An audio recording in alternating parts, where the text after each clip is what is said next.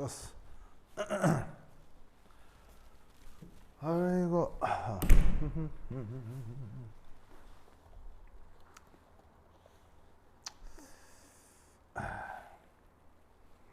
자, 봅시다. 그 어제 내가 그거 프린트 그거 뭐야 그 문제 풀이하고 다 파일로 드렸는데 뽑아줘요? 다 뽑았어요? 그래? 잘 뽑아줘요? 뽑아줘요? 그래요? 그래. 이렇게 뭐야 이렇게 저 누구냐 저기 뭐야 상목 씨 사랑스럽게 대답하는 거예요. 이게 귀여운 고양이가 대답하듯이 막 이랬다니까요, 건이야. 상목 어떻게 한 줄 알아요? 막 이랬어요, 진짜로. 뽑아줄까 그러니까 상목 씨가 막 이랬어요. 진짜로 그렇게 사랑스럽게 대답하는 거예요? 진짜 상목 씨, 알고 볼수록 사랑스럽네. 자, 보자. 아이고. 야, 뭐라고? 노트, 그래. 노트. 자, 뭘 할 것이냐? 분자계도 함수, 뭐 이론. 자, 이걸 한번 봅시다. 에모. 에모.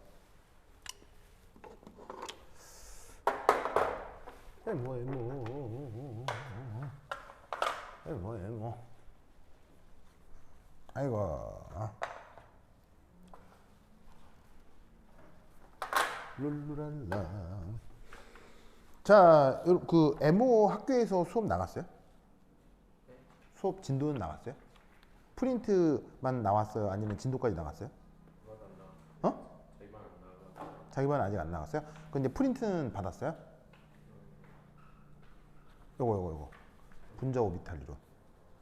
안 받은 것 같은데. 응? 안 받았다고요?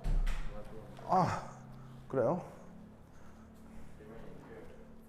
느려요? 프린트 한 번 더 주세요. 제가 안 받았대요, 학교에서.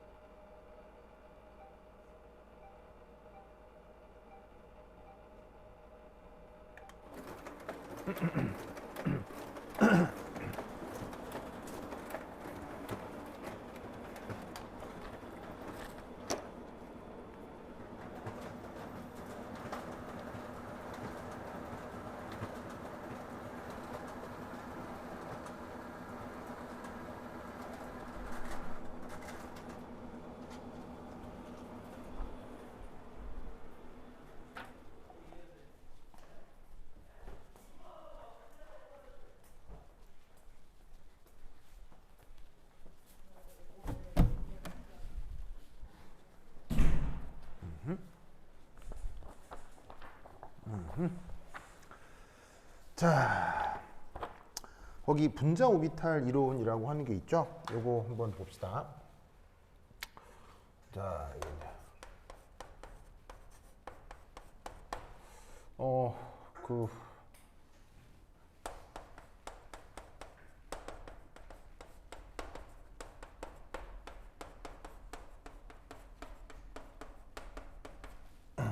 자, 거기 보시면은 2에서 분자 오비탈 이론.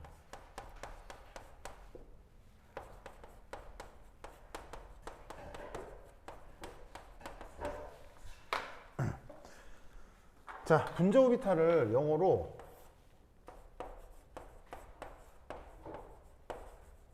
몰리큘러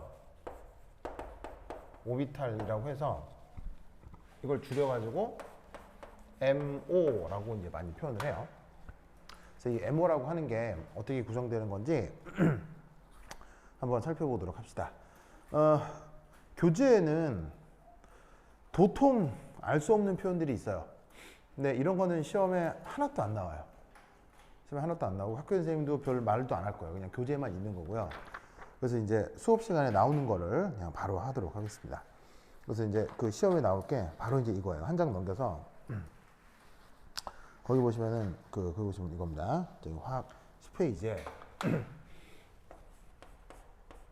첫 번째 1 H2 분자입니다. H2. 이 수소 분자에 대해서 어떻게 이제 그 분석을 해가는지, 분자궤도 함수라는 게 어떻게 적용되는지 살펴볼 거예요.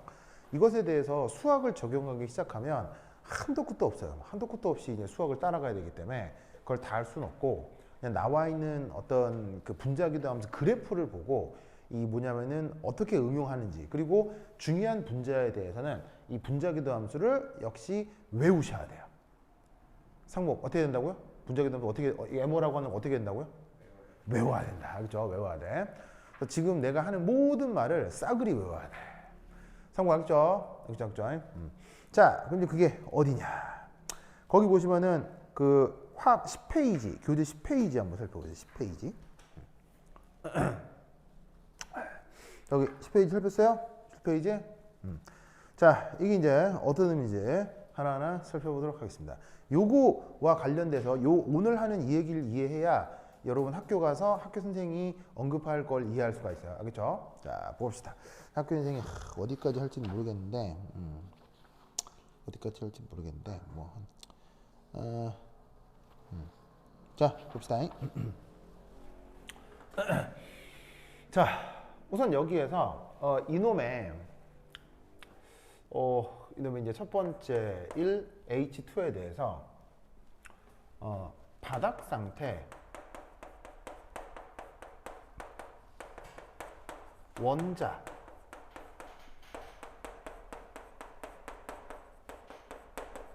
전자 배치를 한번 살펴보도록 하겠어요. 그래서 이제 그게 어떻게 표현되냐면 바로 지금 얘가 수소니까 수소는 원자 번호 몇 번? 1번. 그럼 최각 전자 몇 개? 1개. 그럼 바로 전자 배치는 1s1. 성공 이런 표현 알죠? 알죠? 알죠? 자, 그럼 이때 여기에서 간단히 이제 모델링을 한번 해보면, 자, H2니까 수소 원자가 몇 개가 있는 거예요? 수소 원자가 2개가 있는 거죠, 그렇죠? 그럼 수소 원자 2개를 하나를 HA라고 쓰고요, 하나를 HB라고 할게요. 둘 다 수소니까 수소 이렇게 얘기하면 구분이 안 되니 하나를 A, 하나를 B 이렇게 쓰도록 할게요. 알겠죠? 알겠죠? 자, 이때 여기에서 A, B 각각에 이런 식으로 둥글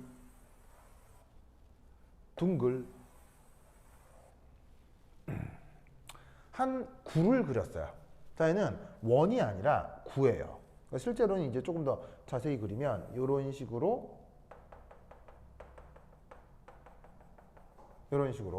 구형의 뭔가를 그린 건데, 이게 바로 1s 오비탈을 구형으로 그린 거예요.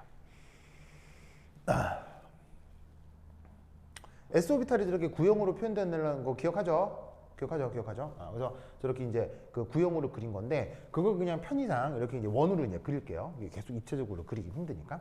그래서 이 HA, HB의 1s 오비탈을 구형으로 그린 다음에 이 각각을 이게 바로 B에 대해서, 그리고 얘는 A에 대해서 1s 오비탈을 각각 표현한 거다. 이렇게 한번 생각을 해보죠. 아시겠죠? 그래서 이때 여기서 그 1s 오비탈을 표현하는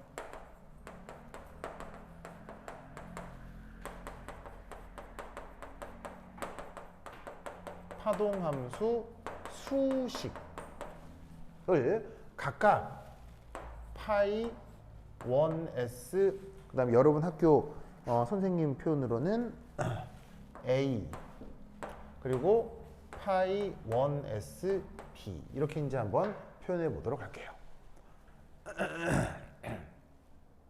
알겠죠?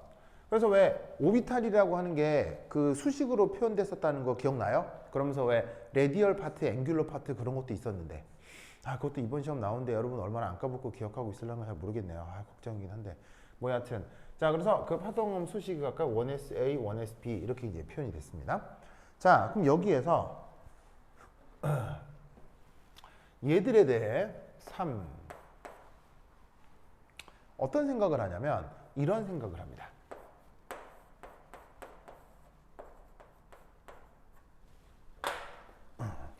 지우개가 저기다. 고마워요. 진짜. 가져갔으면 안 줘요. 자, 보자.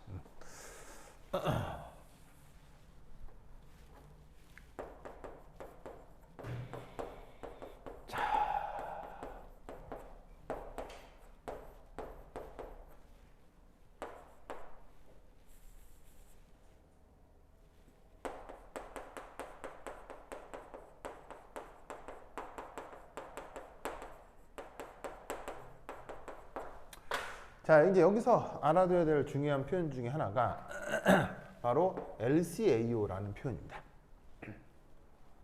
자, 이 표현은 시작하기에 앞서 얘는 어떤 방법? 근사적인 방법입니다. 분자궤도 함수를 정확하게 표현하는 방법 있습니다. 있는데 그건 계산이 너무 복잡해서 이쪽을 연구하는 몇몇 물리학자들만 그 정확한 풀이 과정을 공부할 뿐 그 물리학자들을 제외하고는 다 근사적으로 이걸 씁니다. 아시겠죠? 근데 이 근사적이라고 하는 이 방법도 보통 사람에게는 수학적인 부담이 좀 있어요. 아시겠죠? 그래서 이제 어쨌건 이 LCAO라는 걸 소개할 텐데 얘는 줄임말입니다. 뭘 줄임말이냐면 이렇게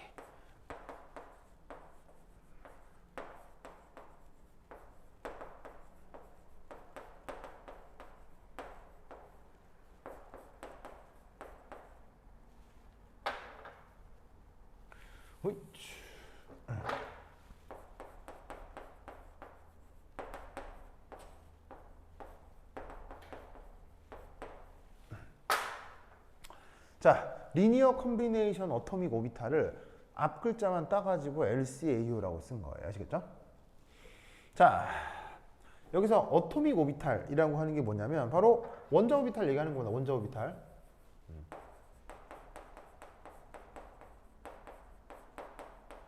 우리가 뭐 S, P, D 이렇게 썼던 표현들 있죠. 그런 것들이 다 원자 상태의 그 전자들의 상황을 알 수 있는 그 정보들이 담겨 있는 원자 오비탈. 그 SPD 오비탈 이런 것들을 어토믹 오비탈이라고 하는 건데 그걸 어떻게 하냐면 리니어 컴비네이션이라는 표현을 써요. 이 리니어 컴비네이션을 우리말로 어떻게 번역하냐면 얘를 선형조합이라고 표현합니다. 이렇게 번역합니다. 그러면 얘는 뭐냐면 1. 분자를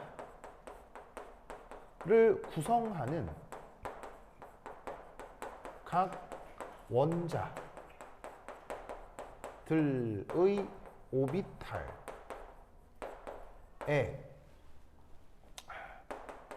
상수를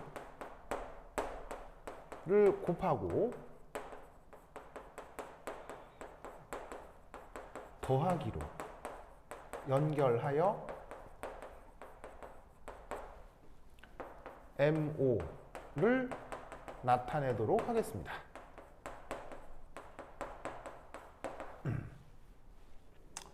알겠습니다. 자, 이렇게 말로 쓴 것 안에 엄청나게 많은 수학적 원리가 들어있는데 그건 다 스킵, 알겠죠? 싹 스킵하고 결과만 외우도록 합시다. 그래서 얘를 저 H2의 경우 분자 오비탈을 표현하는 파동함수를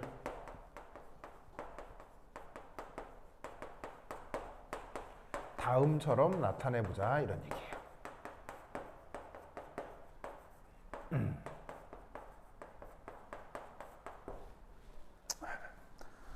자, 그게 뭐냐?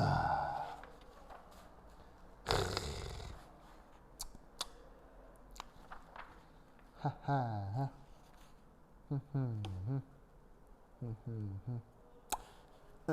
거참.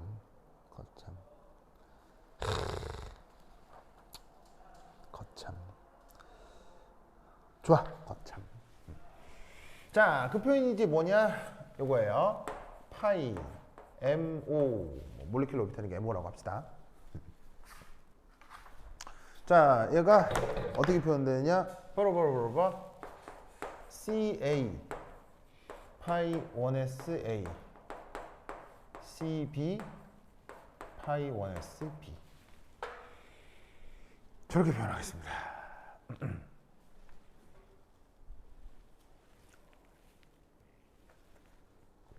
그래서 아까 파이 1S A, 파이 1S B가 뭐라고 그랬어요?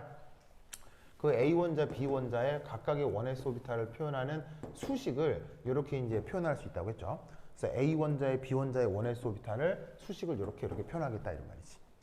그래서 거기에다가 여기에 CA, CB라고 하는 어떤 샹슈를 어떻게 한 거야? 그냥 단순 곱하기를 한 거야. 상수배를 한 다음에 그걸 뭐로 연결한 거야? 더하기로 연결한 거야. 저런 수학적 테크닉을 그냥 리니어 컴비네이션이라고 해야겠죠? 그럼 저 리니어 컴비네이션 하나만을 수학에서 이제 막 공부를 해요. 막 항등원 조사, 역원 조사 막 그런 게 있어. 그러면 변수의 독립성 막 그런 게 있어. 뭐 다 됐고 그냥 저렇게 한다고 외우자, 알겠죠? 외우자. 자, 그럼 이때 여기에서 뭐 해볼 거냐? 뭐 해볼 거냐? 이제 3. 여기서 이제 뭘 해볼 거냐면 이렇게 H2 분자 내에서 전자 발견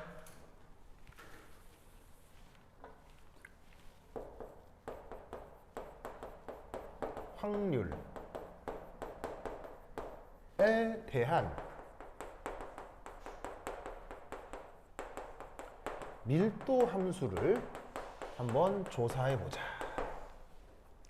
그러면 여러분 기억나는가 모르겠는데 줄여서 확률 밀도 함수 어떻게 만들었었죠?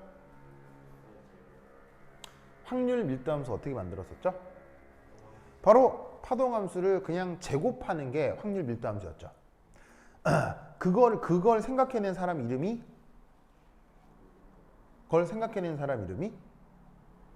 확률 밀도 함수를 생각해낸 사람이 슈레딩거는 확률 밀도 함수를 철저하게 반대한 사람이에요.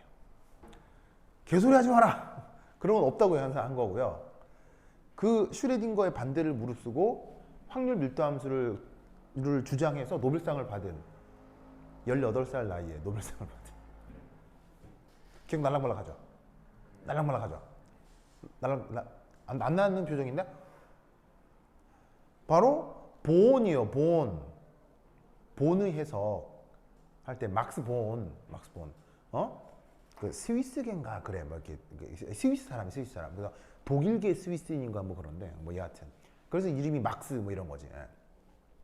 알겠죠? 그래서 그 사람에 의해서 확률 밀도 함수는 여기에 있는 요 파동 함수를 제곱하는 거야. 제곱. 알겠죠? 그러면 그게 누구에 대한 거라면 분자에 대한 거라면 M5를 제곱하면 되는 거지. 무슨 말인지 알겠죠? 그래서 이렇게 만들어진 분자기도 함수를 제곱하는 거야. 그래서 여기 확률 밀도 함수란 요 제곱 요걸 의미하는 거야. 그럼 쟤를 그냥 제곱해. 그럼 이제 어떻게 되냐면 CA 제곱 이거 제곱하면 파이 1S A의 제곱 그 다음 더하기 2CA CB 파이 1S A 파이 1S B 더하기 CB 제곱에 파이 1S B의 제곱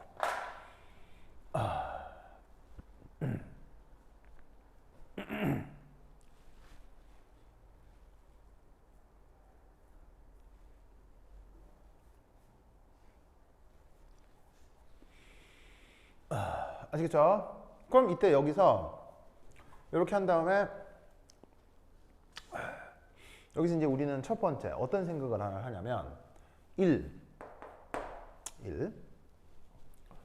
H2 분자에 대해서 HA, HB 원자의 기여도는 같을 것이다 라는 생각을 할 수 있어요. 자, 수소 원자가 두 개가 모여야 수소 분자가 될 거 아니에요. 근데 그 수소 분자 안에 수소 원자를 하나를 A, 하나를 B로 뒀잖아요. 그럼 이 A 원자하고 B 원자가 이 수소 분자의 그 역할이 당연히 서로 다르겠어요? 당연히 같겠어요? 같아야 되겠죠. 왜냐하면 A, B라고 저렇게 넘버링을 한 건 실제로 넘버링이 있는 거예요? 실제로는 넘버링이 없어요? 실제로 넘버링이 없고 그냥 똑같은 수소 원자니까 뭐 다르다고 하면 이상한 거죠. 알겠죠? 저 성목 씨 무슨 말 알겠죠? 이걸 수학적으로 어떻게 표현하겠냐고. 이걸 수학적으로 밑에다가 써보자. 이걸 수학적으로 어떻게 표현할 거냐? 바로 봐. 얘하고 얘가 같을 거야. 이렇게 표현하는 거예요.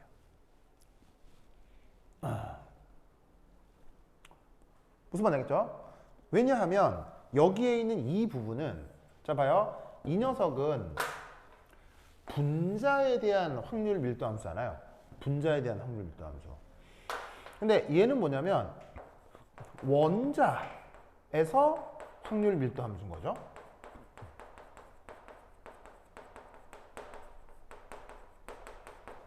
무슨 말 알겠어요?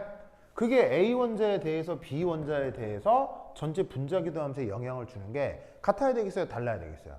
exactly the same이라면 이 앞에 붙어 있는 상수, 이 상수의 제곱의 크기가 같아야 될 거다. 성국 씨 이해했어요? 그러면 얘를 또 그러면 우리가 알고 있는 수학을 동원을 하면 우린 여기서 뭐라 할 수 있다? CA와 CB의 관계는 크기가 같고 부호가 서로 같거나 다르거나. 맞죠? 알겠죠? 이런 관계를 한번 생각을 해볼 수가 있어요.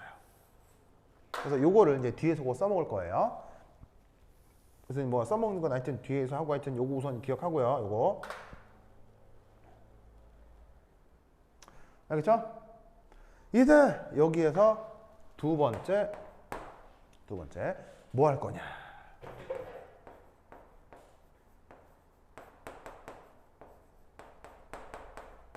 노멀리제이션을 할 거예요.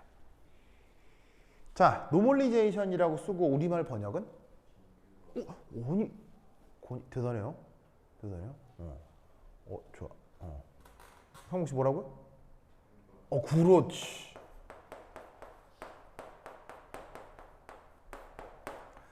성국 씨 정규어가 뭐야요?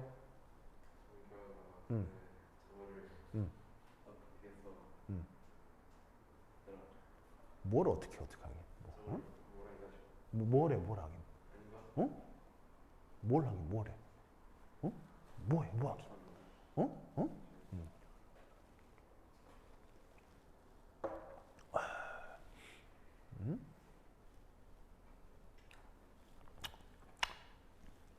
보자. 정규어가 뭐냐? 자, 지금 봐요. 지금 보고 외워. 알겠죠? 다시 한번 외워. 옛날에 한 건데 외워. 알겠죠? 바로 정규어란 모든. 자, 모든이니까 이건 예외가 있어 없어? 모든은 예외가 없는 거지, 그렇지? 자, 모든 확률 밀도 함수. 자, 확률 밀도 함수가 뭐라 그랬어요? 파동 함수를 뭐 한 거? 제곱한 거. 파동 함수를 뭐 한 거? 파동 함수를 뭐 한 거? 제곱한 거 하겠죠? 그걸 확률 밀도라고 하면서 하는데 그게 모든이야, 모든. 그 모든이란 말은 분자에 대해서건 A 원자에 대해서건 B 원자에 대해서건 이 정규어는 성립한다 안 한다? 항상 성립한다. 그렇죠? 방금 이거 하는데 딴청했지 지금. 딴거 봤잖아 지금. 상무 씨 진짜 선생님 얘기는 딴 데 보고 진짜. 근데 안 봤어요. 하지 자 봐. 그래서 모든 확률 밀도 함수를 전 우주에 대해 적분하면 항상 뭐다? 1이다. 이게 정규화예요. 성우씨 기억나요? 안 나는 것 같은데. 자, 그럼 이때 여기서 얘네를 어떻게 하라는 얘기예요? 전 우주에 대해서 적분하라는 얘기예요. 알겠죠? 그럼 쟤들을 이제 전 우주에 대해 적분을 해라. 그럼 이제 어떻게 되는 거냐? 여기 쉴게요. 여기 준다.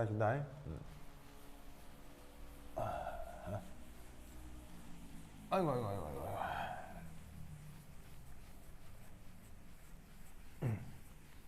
흐이씨.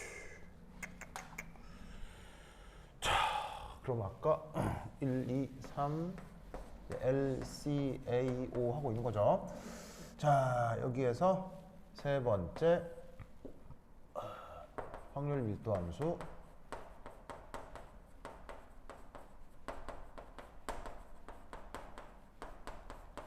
함수의 두 번째 정규화.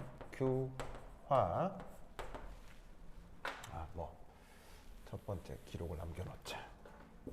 자, 첫 번째 거는 CA하고 CB 상수의 관계가 크기가 같고 서로 부호가 같거나 다르거나. 두 번째 정규화.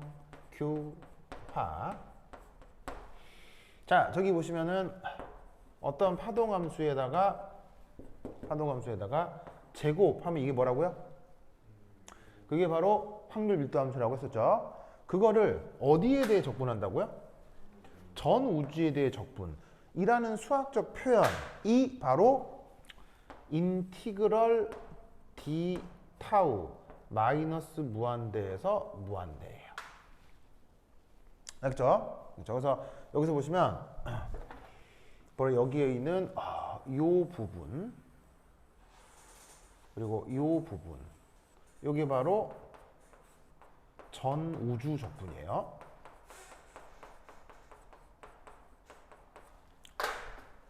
알겠죠? 하면은 이게 언제나 뭐가 나온다? 언제나 뭐다? 언제나 1이다.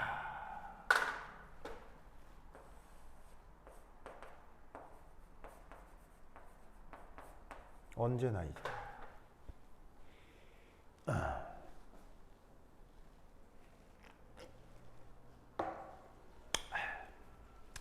언제나 1이다. 상식 알겠죠? 그런데 여기에 있는 이 분자기도 함수의 파이의 제곱이 그게 요거잖아. 요거잖아. 요거. 그러면 성국 씨 혹시 그 수학 시간에 적분 배웠어요? 적분 배웠어요, 안 배웠어요? 언제 배웠어요, 적분? 물리 시간에 조금 그래 그 정도면 돼. 그 정도면. 그러면 더하기 빼기로 연결된 부분은 적분할 때 어떻게 돼요? 다 분리되죠. 그 정도는 알죠. 그 정도는 알죠. 그럼 이때 얘를 수식을 어떻게 바꿀 수 있느냐? 바로 봐. CA의 제곱 더하기 CB 제곱 더하기 2CA CB의 인티그럴 파이 여기 줄게요. 지워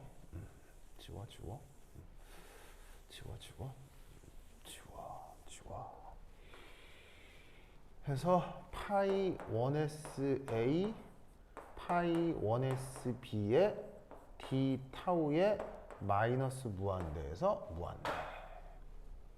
이렇게 표현할 수 있다는 거 알겠어요?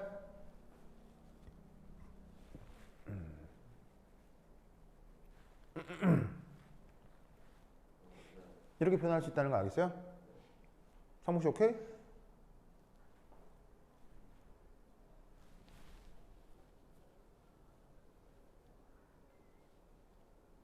알겠어요? 자, 왜냐면 파동함수를 제곱한 걸 뭐라고 했죠? 확률 밀도함수. 걔는 전 우주에 대해 적분하면 항상 뭐라고 했죠? 1. 그럼 잘 봐요. 이 또한 뭐예요? 이 또한 뭐예요? 확률 밀도함수죠. 얘도 전 우주에 대해 적분하면 뭐가 돼 있어요? 얘도 전 우주에 대해 적분하면 뭐 되겠어요? 그래서 여기 요 오른쪽 변에도 적분을 해주시면 요 부분이 1, 요 부분이 1이 되니까 상수 CA 제곱, CB 제곱만 남고, 그 다음에 CA, CB는 상수니까 적분기호 바깥쪽으로 빠지고 요 둘의 곱만을 이렇게 적분으로 표현해 줄 수가 있다, 이런 말이에요. 문만 양이죠?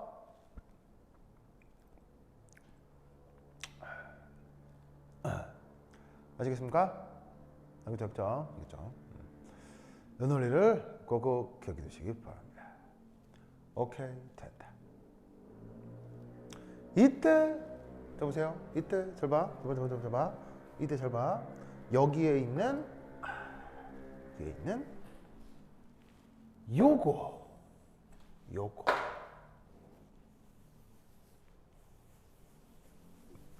찾았어요? 요거. 얘는 좀 독특하죠.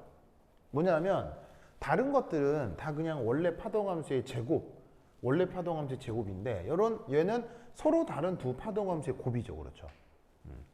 그러면 얘를 뭐라고 부르냐면요. 바로 오버랩 인티그럴이라고 합니다. 오버랩 인티그럴. 뭐 우리말로 굳이 번역하자면 겹침적분 뭐 이런 식으로 이상하게 번역이 되는데, 뭐 그렇게 번역을 하나, 영어로 오버랩 인티그럴이라고 쓰나 뭐. 그래서 얘를 요 부분만큼을 S로 치환하도록 하겠습니다. S로 치환하겠습니다.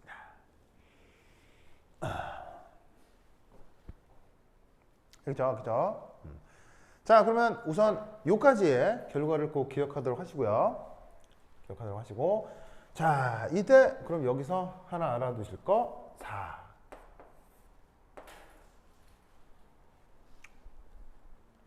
자, 바로 오버랩 인티그럴 이라고 하는 녀석의 의미를 한번 생각해 보도록 하겠습니다.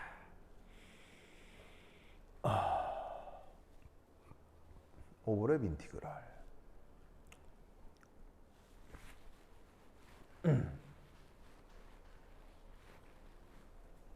자, 오버랩 인티그럴은 바로 두 원자가 얼마나 가까우냐의 척도입니다.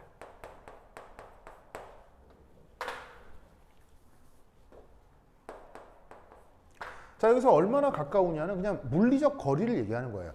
그냥 결합 길이를 얘기하는 거라고 생각하시면 됩니다.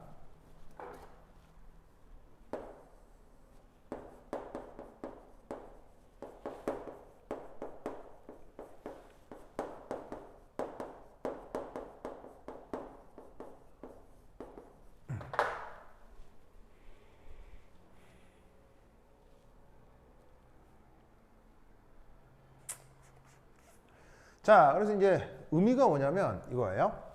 어디 줄까? 여기 줄게요. 여기 줄게요.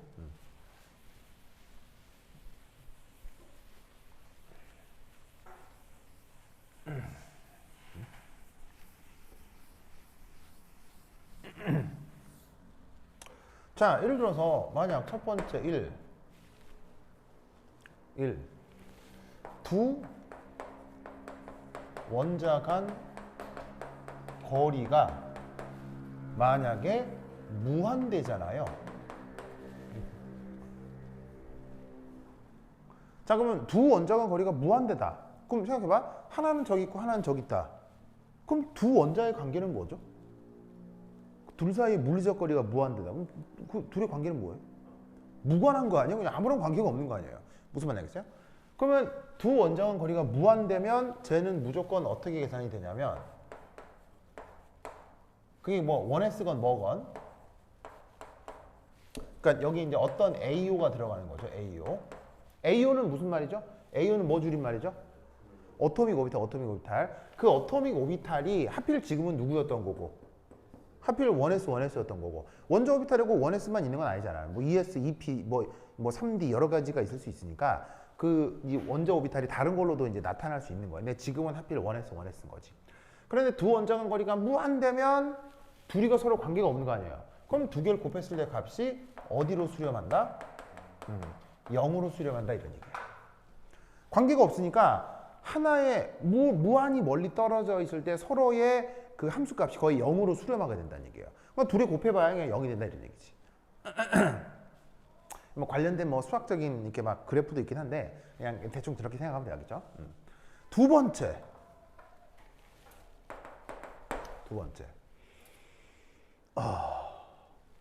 두 원자가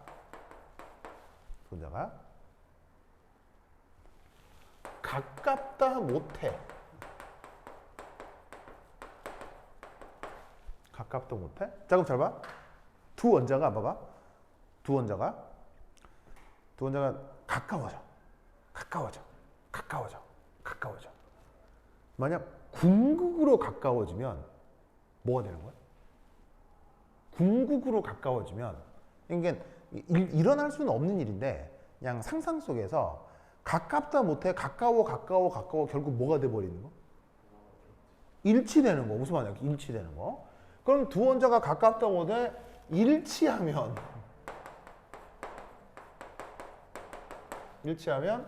요 파이 어타믹 오비탈 A, 파이 어타믹 오비탈 B를 만약 일치한다 그랬잖아. 일치하면 얘를 적분하면 뭐가 돼야 되겠어? 뭐가 돼야 되겠어? 일치하면 이것이 뭐가 돼야 되겠어? 바로 1이 돼야 되겠죠? 왜냐하면 A하고 B하고 같은 거 아니에요. A하고 B하고 같으면 같은 함수 파동함수의 제곱이 되는 거지.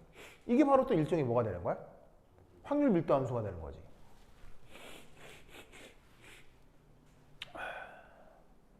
무슨 말 나겠죠? 그래서 결국 여기서 알 수 있는 사실은 뭐냐면 따라서 요 적분 봐봐. 요 둘이가 상복씨 됐어요? 딴말 쳐봐. 그럼 봐. 요만큼을 S라고 했잖아. 이 적분한 결과를 S라고 하는 거거든. 그럼 이 적분한 결과 S에 대해서 요 두 개가 무한히 멀리 떨어져 있어. 그럼 안에 알맹이가 0이 되니까 적분해봤자 뭐 되겠어? 0이겠지. 근데 둘이가 가깝다 못해 일치하면 확률 밀도함 성격이 나타나니까 적분하면 뭐 되겠어? 1 되겠지. 그럼 결국 여기서 알 수 있는 건 이 오버랩 인티그럴이라는 거는 값이 어디서 어디 사이라는 얘기겠어. 0에서 1 사이.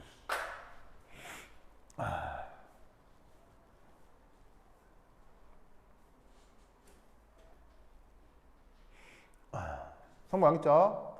그래서 이때 이 오버랩 인티그럴은 0에서 1 사이 값을 갖고 이때 여기서 우리는 어떤 생각을 해볼 수가 있냐면 오버랩 인티그럴이 만약에 이런 식으로 0에 가깝다. 그럼 이것의 의미는 두 원자가 서로 멀고 무관하다 라는 의미인 거고 오버랩 인티그럴이 1에 가까울수록 두 원자가 서로 뭐하고 가깝고 아주 관련이 크다.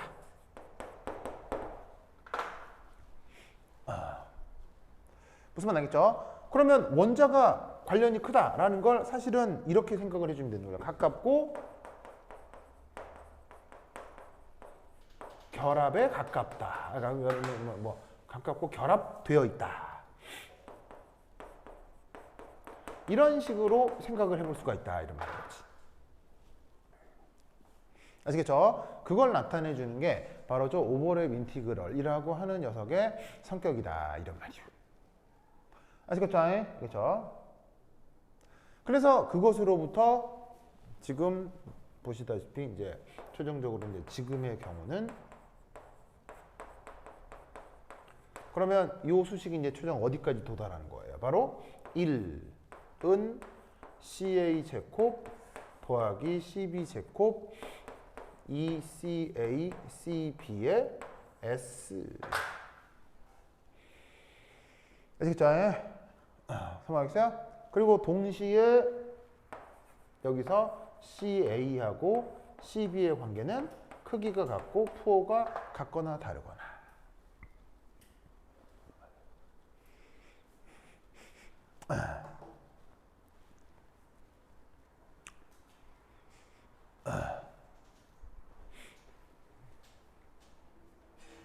아시겠죠? 이런 수리적 관계까지 도달하게 된 것이다. 알겠죠? 알겠죠? 자, 그럼 이때 여기에서 이제 자, 여기 줄게요. 해준다, 여기 준다.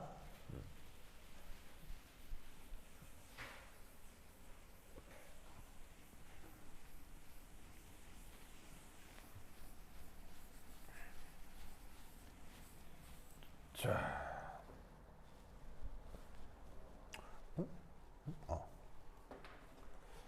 3, 그다음 4.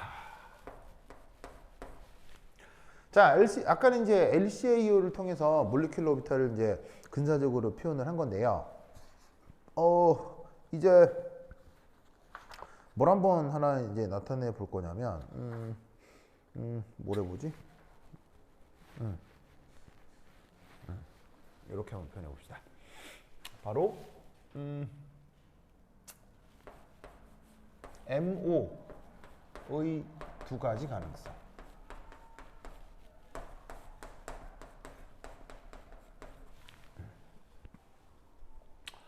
자, 이걸 한번 표현해 보도록 하겠습니다.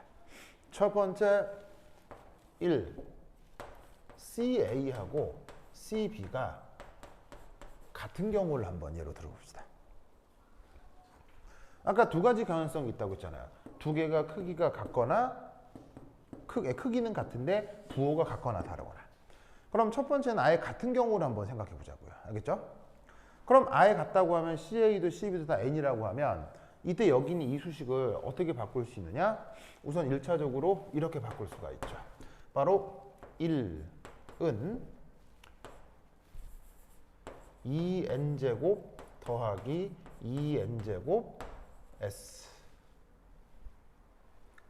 이렇게 표현할 수 있죠. 맞나요? 맞죠?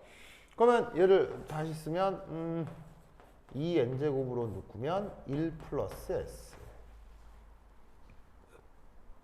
그럼 이것으로부터 우리는 이 n을 어떻게 표현할 수 있겠어요? 바로 1 플러스 S의 루트 분의 1 이렇게 표현할 수 있죠.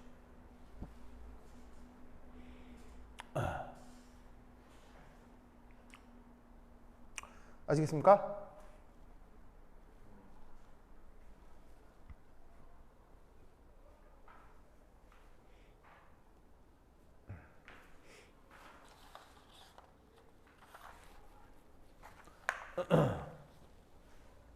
됐죠?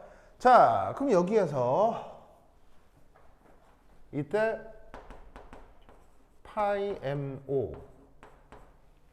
얘는 그럼 어떻게 표현되느냐? 바로 아까 맨 처음에 CA 파이 1SA CB 파이 1SB 이런 꼴로 맨 처음에 표현했었잖아요. 기억나시죠? 이런 수학적 표현 방법을 뭐라고 했었죠? 이런 수리적 표현 방법을 LCAO라고 했었죠?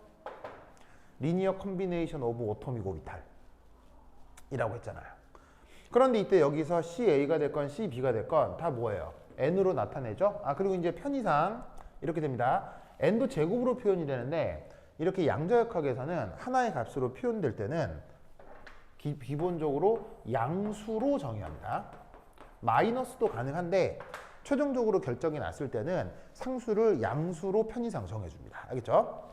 자, 그래서 저기에 있는 n을 그대로 집어넣으면 얘를 이제 어떻게 바꿀 수 있다? 바로 2 더하기 2s 루트 분의 1에 괄호 열고 파이 1s a 더하기 파이 1s b 이런 걸로 표현을 해볼 수 있습니다.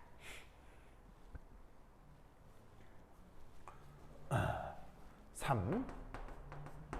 이것을 어떤 이유 때문에 본딩 우리말 번역은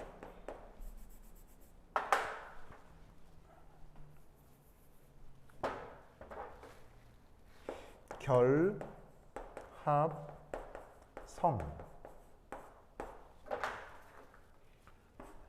MO라고 합니다.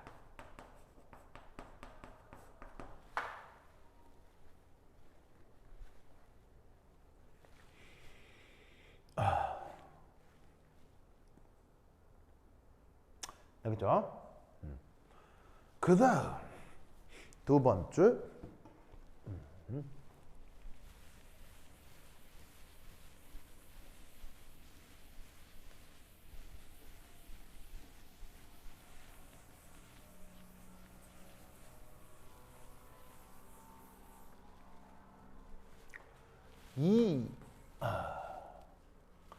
이제 CA하고 CB가 같은데 부호가 반대라고 해봅시다.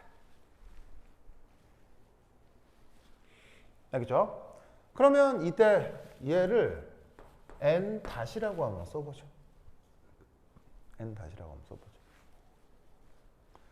그럼 쟤를 어떻게 표현할 수 있냐면 첫 번째 이 적분 수식이 어떻게 표현되겠습니까? 여기 아까 썼다가 지웠는데 다시 대입을 하면 이런 관계가 나타난다는 거 알겠어요? 1은 2 곱하기 n-의 제곱 더하기 2 n-의 제곱의 오버랩 인티그럴인데 여기가 마이너스. 저렇게 된다는 거 알겠어요? 아까 그 적분해 놓은 수식에다가 저 서로 부호 갖고 크기 반대라고 하면 저 결과 얻어지거든요. 크게 어렵지 않을 겁니다. 그럼 이때 여기서 우리는 요 n-를 어떻게 표현한다? 2의 1 빼기 s 루트분의 1 이렇게 표현을 해볼 수가 있습니다.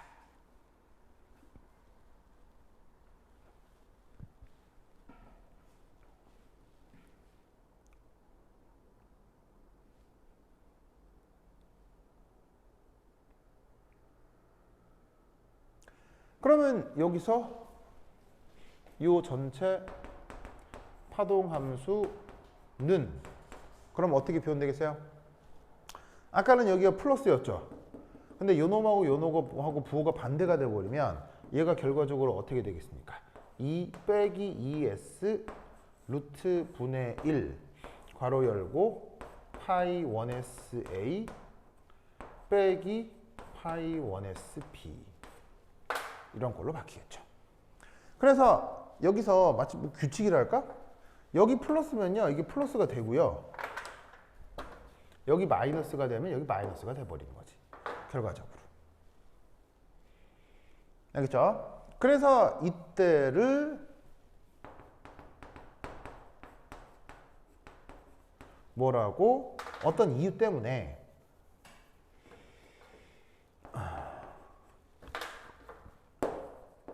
엔타이 본딩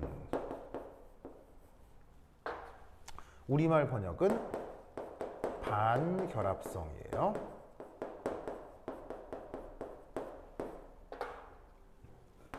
MO라고 합니다. 그리고 이것을 관습적으로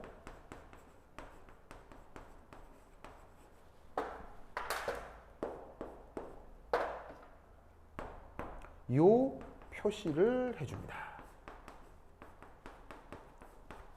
어디에다가? 여기에다가.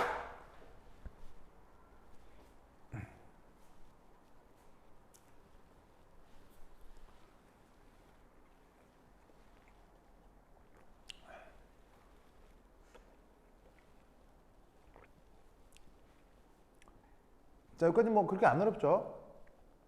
그게 안 어렵죠. 네. 사실 세부적인 수학적 계산이 다 있어야 되는데 그런 거 싹 다 빼버렸기 때문에 뭐 그게 그렇게 어렵지 않을 겁니다.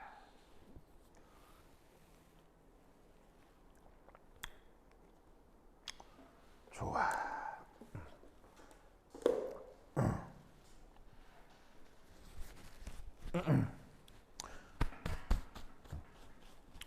됐죠? 자, 보이시죠? 봤죠? 봤죠? 자, 이때. 자, 이제 뭘 해볼 것이냐? 이때 여기 주겠습니다. 네, 지금 여기다 썼죠? 여기다 주겠습니다.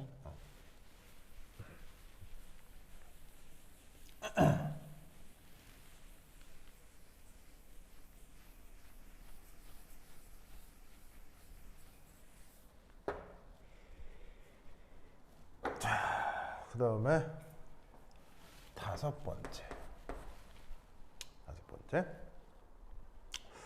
O G or U Z or U. 자, 이걸 이제 뭐라고 표현하냐면 얘를 게라데 라고 표현하고요. 여기에 있는 U 얘를 운 게라데라고 합니다. 딱 봐도 영어 아닌 것 같고요. 어느 나라 말이죠? 영어 아니죠? 뭐냐 영어로는 저레이드 이렇게 표현할까요? 이렇게 읽을까요? 영어 아닙니다. 이렇게 돼 게라데 운게라데라고 있거든요. 어느 나라 말일까요? 독일어입니다. 독일어. 슈레딩거 어느 나라 사람입니까? 슈레딩거 독일 사람입니다. 알겠죠?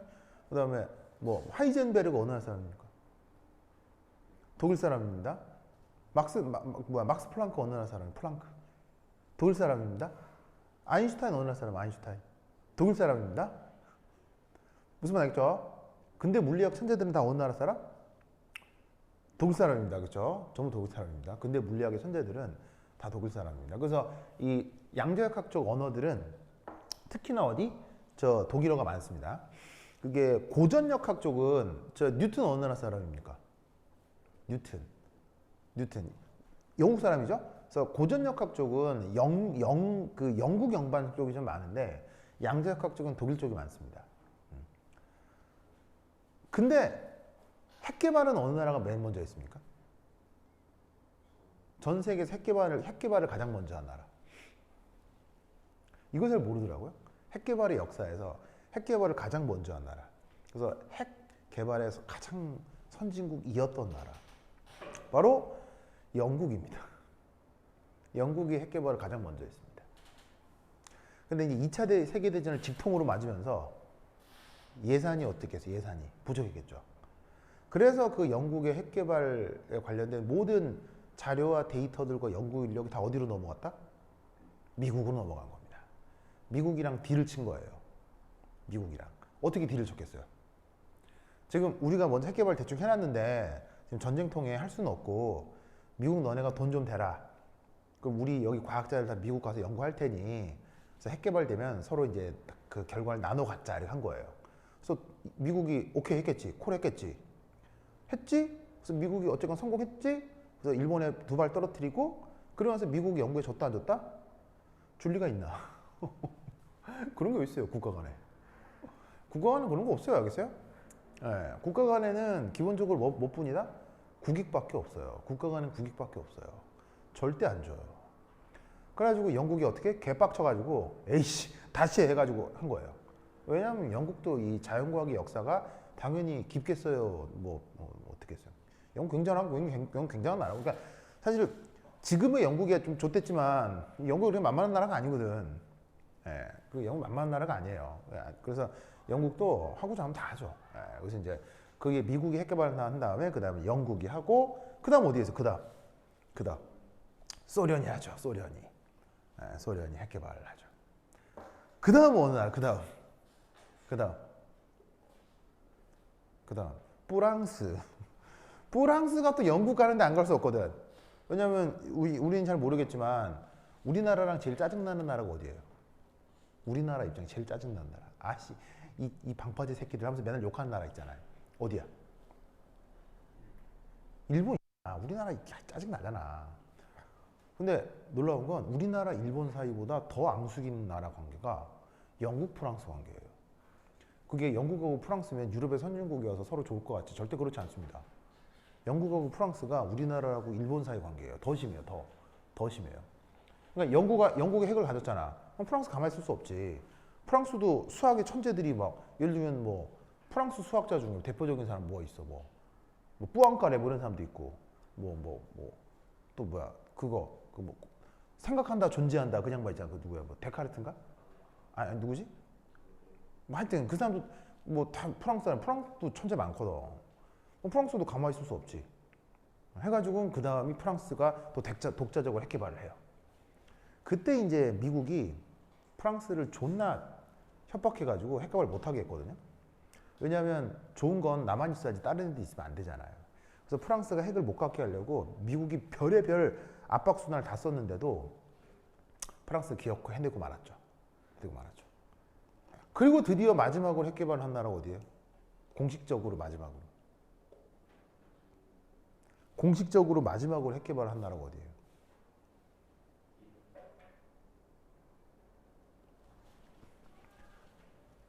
자, 공식적으로 핵을 가진 나라는 지구에 몇 나라밖에 없어요? 5개밖에 없어요. 5개.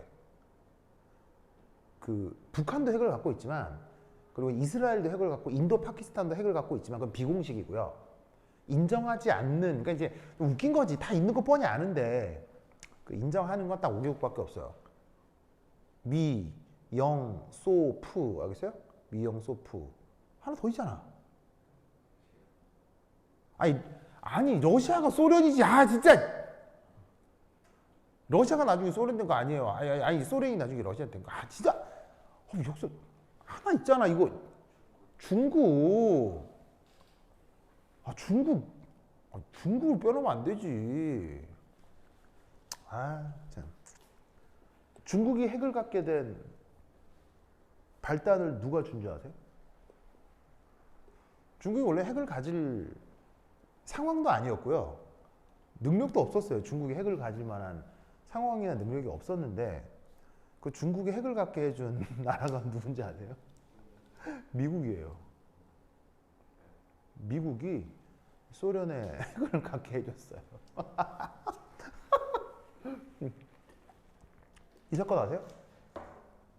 이게 이제 자연과학에서 정말 유명한 사건이거든요. 어떤 사건이 있었냐면, 추워요? 에어컨, 추워? 때는 바야흐로 1960년대예요. 60년대니까 한창 미, 소, 그다음에 거기에 중 껴가지고는 서로 막 이렇게 막 첩보전을 하고 있는 냉전 시대였던 거죠. 이때 미국이 어떤 상황이었죠? 미국이 이 1960년대 미국이 미친 거예요. 미쳤어요. 미국의 광기의 시대가 도래했어요.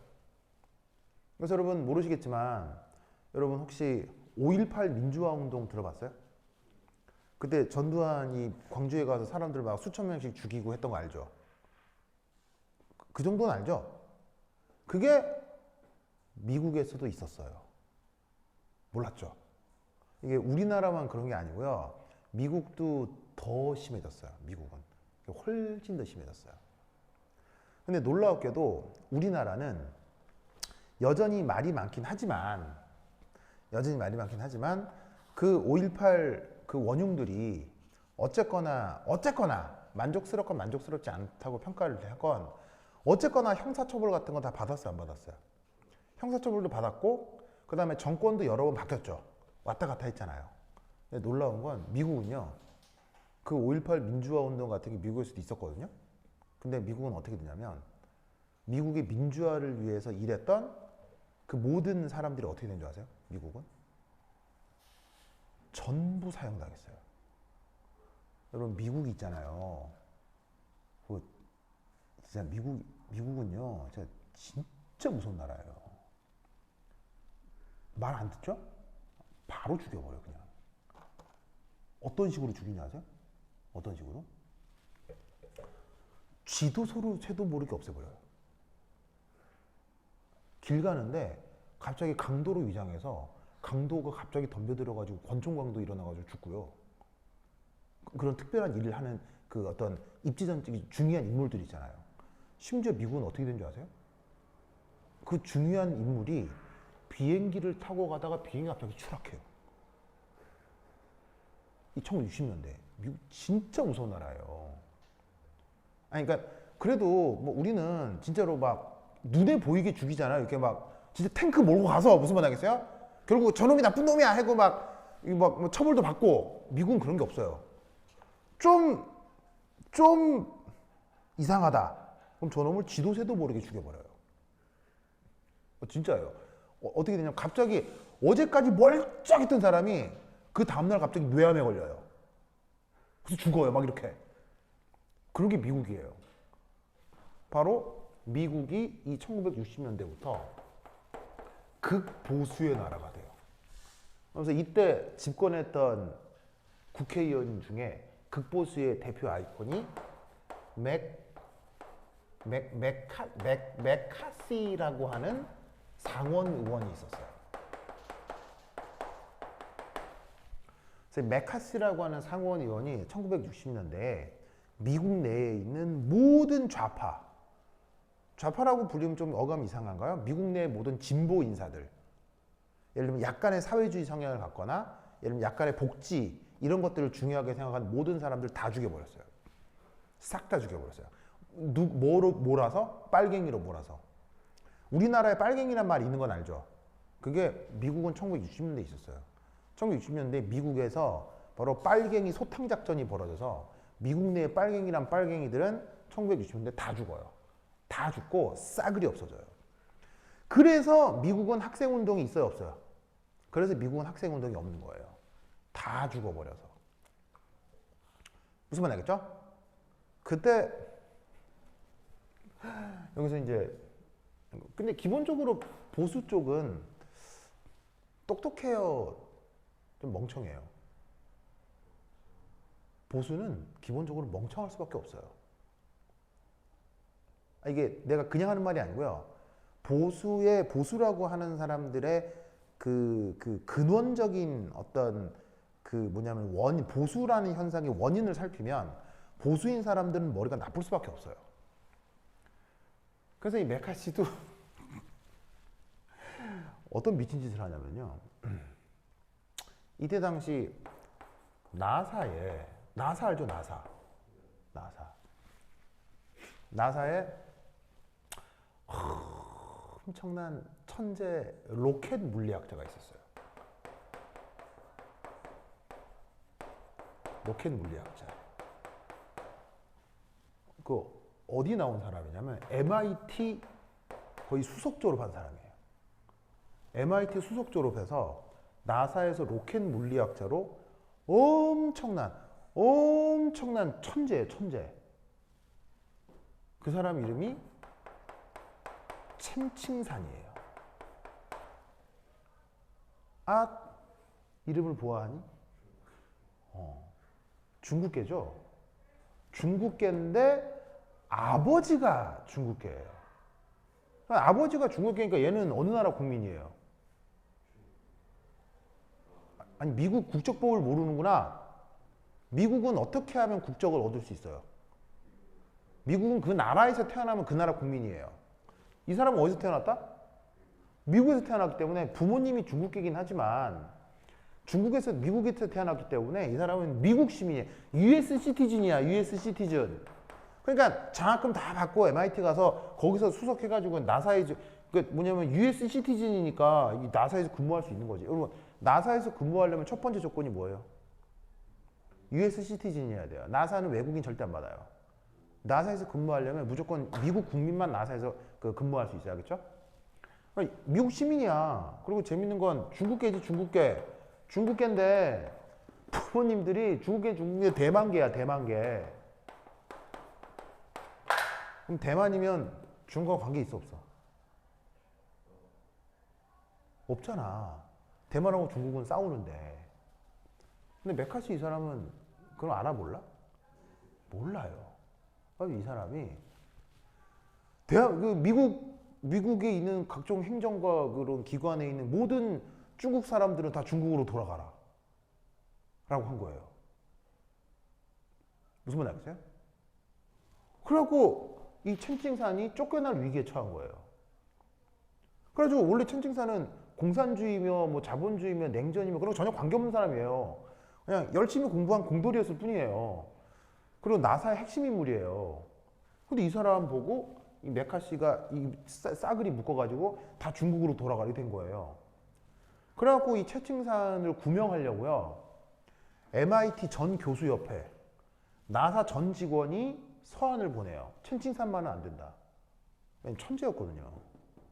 전 세계적 천재예요. 이 사람. 굉장히 유명한 사람이에요. 그래서 이 사건이 첸칭산 스캔들이에요. 정말로. 정말 유명한 사건이에요. 그런데 아까도 얘기했지만 보수는 머리가 좋다 나쁘다? 극도로 나빠요.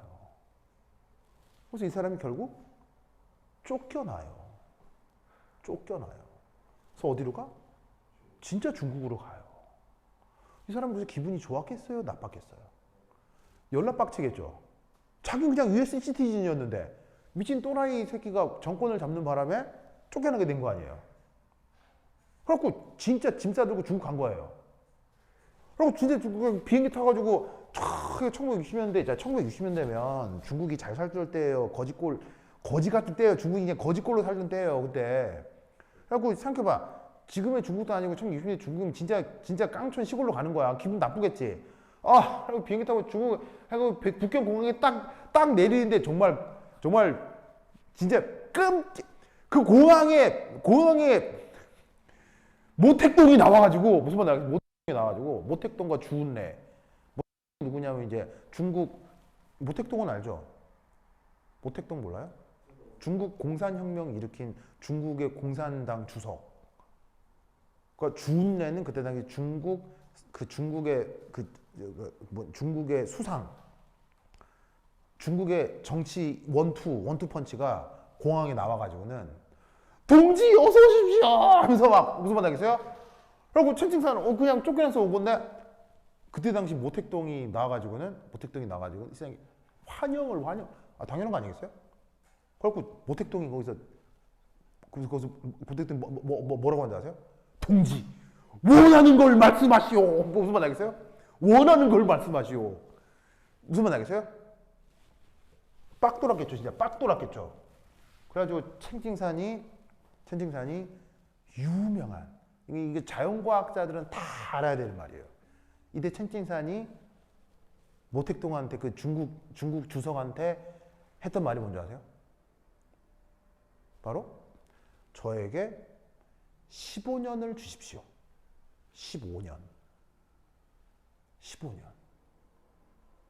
15년이 뭐겠어요? 15년 동안 잔말 말고 무슨 소득이 있건 없건 나한테 무조건 투자해라. 해서 이 사람이 15년 동안 묻지도 따지지도 않고 중국 공산당이 첸칭산한테 막대한 투자를 해요. 그래서 이 첸칭산이 뭘 하는 줄 아세요? 이 사람이 로켓 기술자라고 했잖아요. 그래서 이 사람이 중국에서 새로운 로켓을 개발했다? 아니에요. 첸칭산이 뭘 하는 줄 아세요? 바로 중국 내 이공계 엘리트 교육 코스를 만드는 거예요. 무슨 말 알겠어요? 이 채칭산으로부터 바로 중국 전역에 수학과 경시대회라는 게 만들어지는 거예요. 그 수학과 경시대회를 통해서 인구가 중국이 많잖아. 거기도 많으니까 아무리 깡촌 시골이라도 똑똑한 애는 있겠지. 수학과 경지대를 통해서 똘똘한 애들을 뽑는 거예요. 그래가지고 그 중국 내에서 영재고 과학고를 그때부터 만든 거예요. 그래서 그 챙칭산이 만든 대학이 바로 칭화대예요. 중국 최고의 대학. 우리는 보통 북경대를 알고 있는데 북경대 위에 청화대학이라고 하죠. 청화. 중국 발음으로는 칭화라고 하는 그 청화대를 만든 거예요. 청와대 이공계 코스를 만든 거예요. 그래서 챙칭산은 15년 동안 중국의 이공계 엘리트 코스를 만든 거예요. 자, 스케일이 다르죠. 그냥 내가 로켓 기술자여서 내가 열심히 해서 로켓 기술만 그게 아니고요. 중국 내의 교육의 뿌리를 바꾸는 거예요. 그럼 당연히 이 15년 동안은 무슨 뭐 이렇게 뭐 특별한 아웃풋이 있겠어요, 없겠어요? 없어요. 아무도 없어요, 그냥. 근데 모택동과 그때 중국共产党은 이제 묻지도 따지지도 않고 계세요. 묻지도 따지지도 않고 챙칭산이 원하는 모든 걸 다 해줬어요. 그 결과 챙칭산이 해낸 게 아니고요. 챙칭산이 키워낸 이 과학 엘리트들이 칭화대에서 핵개발 다 한 거예요. 그냥. 그래서 중국 내의 기술로 핵개발을 완전히 이룬 거예요. 무슨 말인지 알겠어요? 이게 그 유명한 챙칭산 스캔들이에요. 무슨 말인지 알겠죠? 그래서 이게 그 챙칭산에 나에게 뭐를 달라? 15년을 달라. 무슨 말인지 알겠죠? 이게 굉장히 유명한 사건입니다. 그러면 왜 챙칭산은 이렇게 생각의 깊이가 클까요? 왜냐하면요. 이 사람은 나사에서 그냥 일개 부서의 연구원이 아니고요. 이 사람은 나사에서 국가 프로젝트를 운영하는 책임 연구원이었어요. 국가 프로젝트는요. 그리고 생각해봐요. 여기서 국가는 미국이잖아. 미국 국가 프로젝트는 예산이 크겠어, 작겠어? 예산이 조 단위야. 뭐냐면 우리나라의 뭐 교수들은 1억짜리 프로젝트를 따려고 그 난리를 치는데 이 사람은 1960년대 조 단위 프로젝트를 진행했던 사람이야.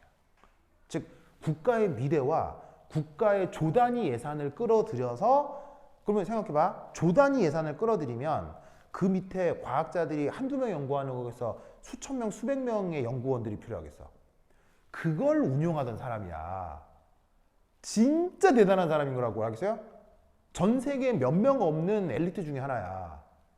그런 사람을 쫓아낸 거야. 그러니까 조 단위 프로젝트를 하던 사람이니까 생각의 크기가 다른 거지. 그러니까 지금 내가 끽해서 이게 로켓 하나 만드는 걸로 끝날 게 아니라는 거지. 그게 아니고 그걸 만들어낼 수 있는 토대를 만들자 해서 중국의 핵은 누구 때문에? 미국 때문에 중국이 핵을 갖게 된 겁니다. 알겠죠? 이게 그 유명한 챙칭산. 그래서 뭐 이게 구글에 챙칭산 쳐봐요. 이게 쫙 터. 대단한 얘기입니다. 알겠죠? 알겠죠? 하여튼 그렇다. 그래서 어떻게 양자역학의 초창기에 누가? 독일 사람들이 많았기 때문에 이 용어가 독일어. 알겠죠? 독일어. 그러면 저것의 의미가 뭐냐? 부터 한 10분 쉬었다 하도록 하겠습니다. 화장실 갔다 오세요. 화장실 갔다 와. 어때? 챙칭산 좋아 안 좋아요? 그래? 좋아. 하여튼 그러다. 오씨 너무 많이 찍었잖아.